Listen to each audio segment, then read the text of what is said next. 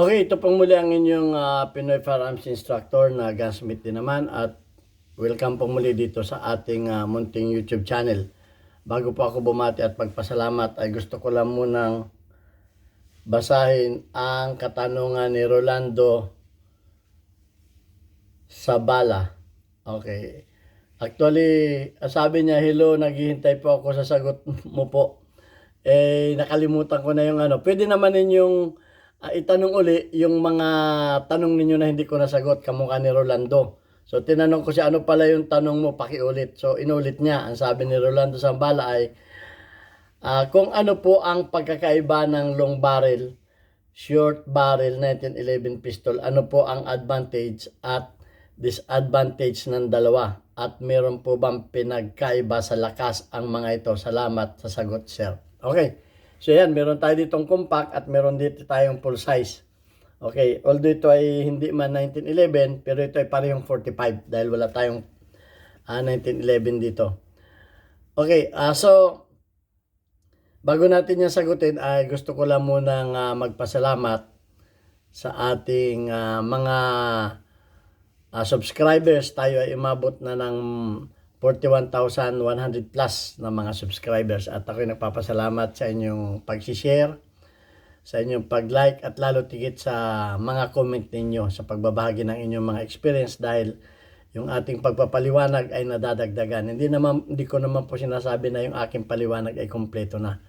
Dahil ko sinasabi na yung mga experience ninyo ay naiiba sa experience ko. So, maraming salamat sa inyo. At yung iba naman ay nang babas. Ay wag na natin intindihin yan. Okay, so isa lang naman yun, yung baser natin. So ayan, at nasasalamatan ko yung ating mga hindi nag-skip ng ads ng mga viewers natin at subscribers sapagkat ang ating YouTube channel ay ginawa ko hindi para madagdagan yung ating kita o yung kinikita ng ating bulsa. Kaya ginawa ko para sa charity. Kaya yung sabi ng iba ay tayo daw ay namamalimos. Sabi ng isa nating baser.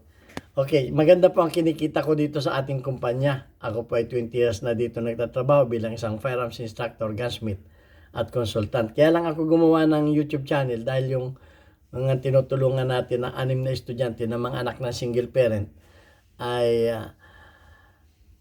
gusto ko pandagdagan dahil yung kinikita ng ating YouTube channel ay sa kanila ko binibigay. Kaya nagpapasalamat ako doon sa mga hindi nag-skip ng ads. At yung ding nagpadala dito sa ating GCash number, yan po ang aking tresurera. Maraming salamat sa inyo. At yung ding nagpadala sa ating mga premier videos na kagaya ni Noli Peace America, na yung una niyang pinadala ay binili natin ng salamin, reading glasses na isang bata. At yung Sir Noli, yung huli mong pinadala ay ilalaan naman natin sa pambili ng mga school supplies, maring mga bag, sapatos, tsaka mga gamit sa eskwelahan sa darating na pasukan. So yan, at sana marami pang uling magpadala para marami pa tayong batang matulungan. Okay, thank you very much sa inyo. Yan po talaga ang purpose ng aking pag-YouTube. Hindi po para madagdagan ang aking kita at hindi rin para magpasikat o magpayabang. Tayo po ay ginagamit lamang natin yung ating maliit na kaalaman para naman maibahagi rin natin sa iba.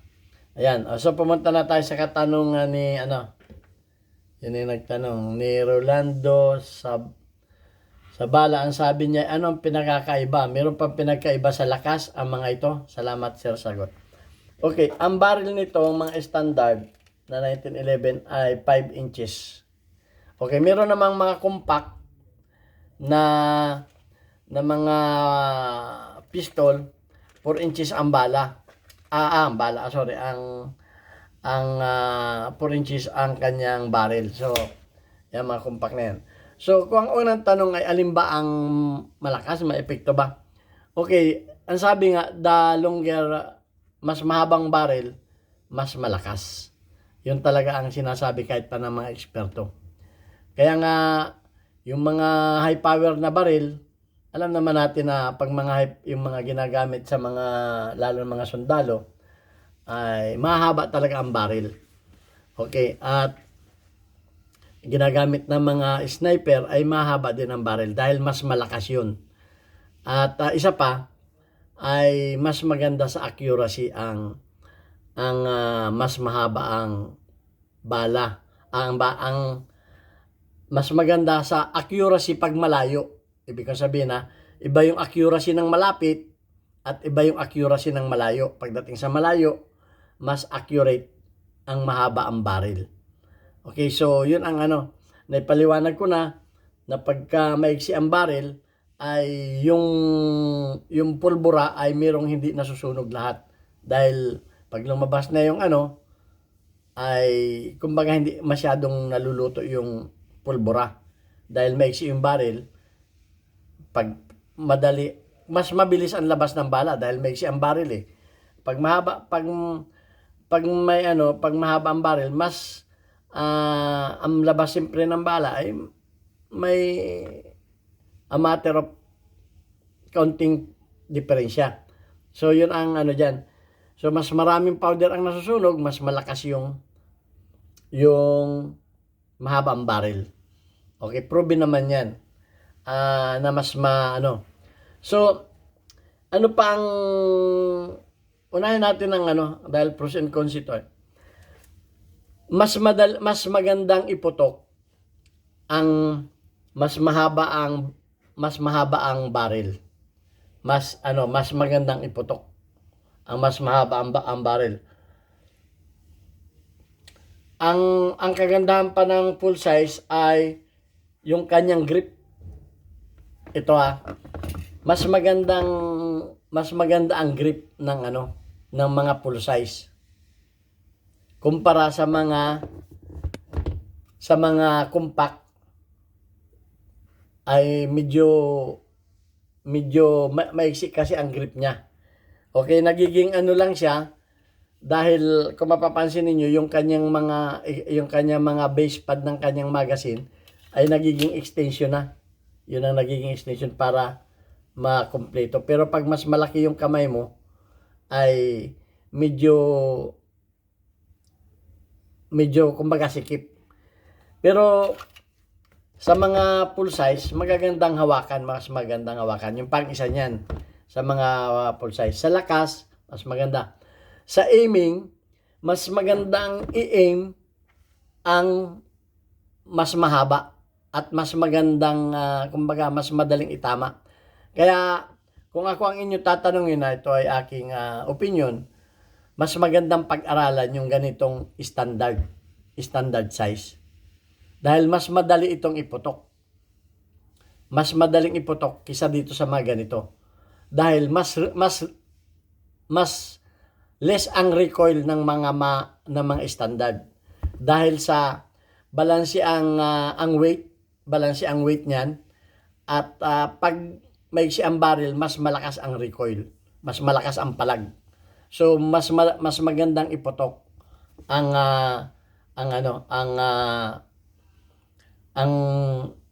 standard o mahaba ang baril. So ayan ang mga yan ang mga dahil yung mga itong mga ganito kung mapapansin niyo, pagpantayin natin mas malapit ang sight, mas magandang i-aim ang mas malayo ang sight. Mas madali at mas accurate ito sa malayo. Pero baka na naman tayo mabas, sasabihin na naman ng mga baser na pareho lamang patay ang napuruhan. Kamukha nung ako ng pros and cons ng original at saka yung mga paltik, pareho lamang daw patay pag napuruhan. Pero hindi nila alam kung ano ang diferensya ng original at saka pareho nga nakakamatay pag napuruhan. Pero meron ding mga tinamaan, marami din ang tinamaan ng mga meron pang ako sa KMGS na yung bala hindi tumago sa bungo na pagkamalampang may So ayun at pareho, pag napuruhan talaga nito, pareho din naman nakakamatay. Totoo yan, pareho nakakamatay yan. So, yung lakas na lamang, depende yan sa layo, nung binari, nung target, o depende sa sitwasyon. Yun ang ano niyan. So, yun ang mga advantages na nakikita ko ng ano. Ang isa pa ay yung kapasidad ng magazine. Mas marami. Dahil ang mga ano ay mas maiksi. So, mas high capacity ang mga standard. Yun ang mga problema. Yung tanong sa lakas ay mas malakas talaga ang ano. Sa malayuan ha. Sa malayuan na ano, sa mga long distance, mas malakas talaga, mas mahaba ano, mas malakas. Pero hindi ko naman sinasabi na ito mahina, malakas ito. Yun nga lang, mas malayo ang ano nito. Mas malayo ang mas mahaba ang barrel. Dahil may napanood akong video 150 meters. 150 meters may napanood ako sa Facebook. Tinama pa yung target. 150 meters. Tinama pa niya yung plate. So, depende yan sa gumagamit. Dahil, siyempre, depende yan sa aiming. Kasi pag malayo na ang ano niyan, kaya yung nagtatanong sa akin kung kagaano kalayo, depende sa angle ng ano yan. Depende sa angle ng baril yan. Pag yan ay tuwid, malapit lang. Hindi man, pero pag yan ay nakaganyan, mas malayo yan. Kasi ang trajectory ng bala niyan ay tutuwid, tapos ay bababa ng dahan-dahan, pababa. Pero malayo pang mararating nun. At kung yan ay nakaganyan, siyempre, mas malayo yan. Magre-rainbow yung ano magre-rainbow yung bala Magre-rainbow. Samantalang itong nakatuwid na ganito, babagsak agad yung bala. Samantalang ito, tataas muna yung bala, saka babagsak. Yung mga ano. So, depende talaga yan. Wala makakapagsabi niyan, yung mga nagtatanong na ganyan. So, ano pa ang katangian nito? Mas magandang iputok ito, mas magandang itama, at mas magandang i-manage kisa dito. Kung ano, babasahin din natin kuha din tayo ng opinion ng iba, kasi baka naman sabihin ninyo opinion ko lang yun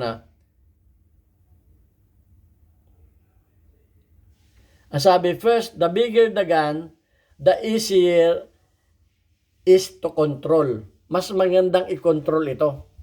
The bigger. Yan ang hindi sa akin kasi baka mabas tayo. Pero, pagdating naman sa concealment, diyan naman nagkakatuloy yan. Pagko-concealed. Kaya ito ginawa, ito naman ay pang-concealed, pang-backup. Kasi, may mas maliit pa kasi dito May mas maliit pa dito na mga pang-concealed at pang-backup. Ito ay yung mga pwede mong maglagay ng holster dito na hindi masyadong mabigat kasi mas mabigat ito. Mas magaan, mas madaling i-conceal. Yun lamang ang nakikita kong ano dito Ang nakikita ko lamang dito sa mga compact ay magandang i-conceal at magandang pang-backup. Okay? At yung iba ay pang-carry. Mas nagagandahan silang pang-carry yung mas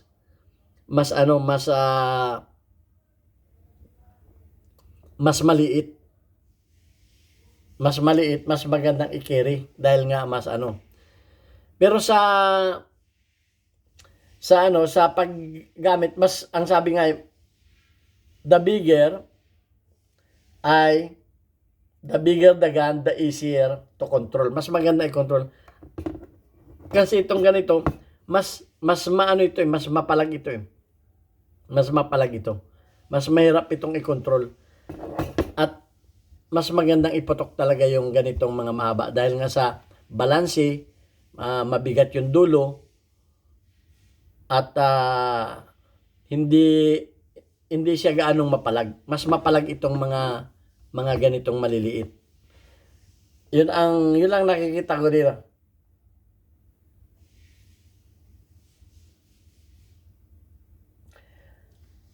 At ang nakikita ko pa dito sa dito sa mga malilit na ganito, ang kagandahan lang talaga nito ay yung lalabas ka, dala-dala mo, madaling itago, hindi man masyadong hasag, madali mong itago sa waist. Samantalang ito, kailangan magandang holster mo. Kung ito itatago mo sa waist, ito madaling itago sa waist, itong mga ano. Kaya nga meron din mga revolver na snub nose, mga 2 inches lang ang ano, ang barrel. O, mga pang secret agent, mga ganon. Pero malalakas din yun ha. Hindi mo sabihin na hindi makakamatay. Ang tamaan nun, ang tamaan nito, parehong may kalalagyan. So yun lang ang nakikita ko dito. So ang konklusyon ko dito, suma total, ang konklusyon ko depende yan sa inyong kagustuhan. Wala akong sinasabi na ito'y sisipain ko, ito ang kakabigin ko. Wala. Depende yan. Kung kayo ay mahilig mag-concealed, at depende yan sa inyong paggagamitan. Ay kung kayo ay shooter, ay ito ang gagamitin ito ang ginagamit ng mga shooter. Okay, ito ang ginagamit kalimitan ng mga shooter. O sige, okay. At kung kayo ay mahilig sa target shooting, ito ang mas maganda kung kayo mahilig sa target shooting. Okay? Pero ito nga, ang masasabi ko lamang dito ay magandang daladalahin, magandang i-conceal. Hindi ko rin sinasabing hindi magandang pamproteksyon. Maganda rin pamproteksyon yan. Basta ang importante sa akin ay kung ano yung fit sa inyo at kung ano yung akala ninyo ay magaan para sa inyo. Okay, kung kayo nagagandahan dito, walang problema yan. So, yun lang. At tinimbang ko lamang sa magandang mas magandang i-maneuver, mas magandang iputok ang mas mahaba kaysa dito. Magandang grip nito, mas malakas. Ang ito lang talaga ay sa pang-concealed. At kung ano yung purpose ninyo, siyempre. Bakit kayo nagbabaril? Pero ito masabi ko, kung kayo ay may pera, bumili kayo pareho. Pareho na bilhin ninyo. Pero ako, sa mga beginner, mas gusto kong pag-aralan ito ng mga beginner. Dahil mas maganda itong iputok kisa dito. Okay? So, pagka tinuturoan ko ay mga baguhan, hindi ko pinapagamit ng malilit. Meron kasing pumuputok ng depende sa paghawak yan eh. Okay. So, mas kumbaga, mas gusto ko ito sa mga beginner, iputok. At mas madaling itama kaysa dito. Okay, hindi ko naman sinasaklaw yung inyong mga experience. Sabi ko nga kung ano yung mas sa inyo, mas komportable sa inyo. At siyempre, kung alin yung ng inyong budget.